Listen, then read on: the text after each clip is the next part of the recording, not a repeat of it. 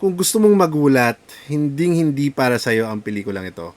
Pero kung gusto mo naman ng isang magaling na character study tungkol sa isang tao who spirals into someone worse than a zombie sa panahon na may zombie apocalypse, dapat mapanood mo to. What's up my nights? Tara, let's talk about Outside at mapapanood mo ito sa Netflix. So magsisimula ang kwento na makikita natin ang pamilya ni Francis and Iris at mga anak nilang si Josh and Lucas na nasa van sila at nag-drive sa probinsya. Yung van nila mukhang nanggaling sa isang madugong zombie outbreak, so we start to think na kagaling lang nila sa isang traumatic na experience. Naghahanap lang sila ng safe na lugar at pupuntahan nila ang ancestral house ni Francis na kung saan ay wala na ang kanyang mga magulang dahil sa outbreak. Kaya feeling niya ito na yon, a chance for a new start. Sila na ang natira sa bahay and it's a farm so maybe they can thrive. At least it looks like a safe space for now.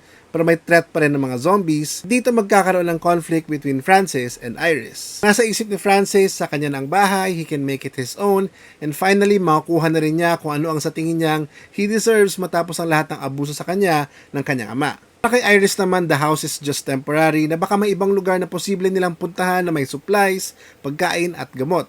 At kung ano pang kailangan nila. Isa sa mga gusto ko sa pelikulang ito ay yung version nila ng zombies na parang kayang i-retain ng zombie yung last words ng tao at sasabihin ito ng paulit-ulit. Minsan nakakatawa tulad ng isang zombie na parang sinasabi niya, pabili.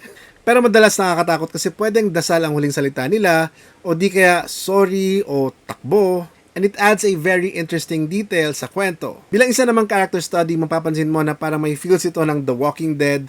Nakafocus yung pagkikwento sa pinagdadaanan ng character ni Francis na isang biktima ng abuse who then becomes the abuser himself. At di may kakaila ang galing ni Sid Lucero sa pagportray ng character niya. Magaling rin ang cinematography at sa paggamit ng light sources sa pelikula, lalo na for interior shots na ginagamit lang nila pagcast ng ilaw at shadow sa mukha at katawan ng mga tao.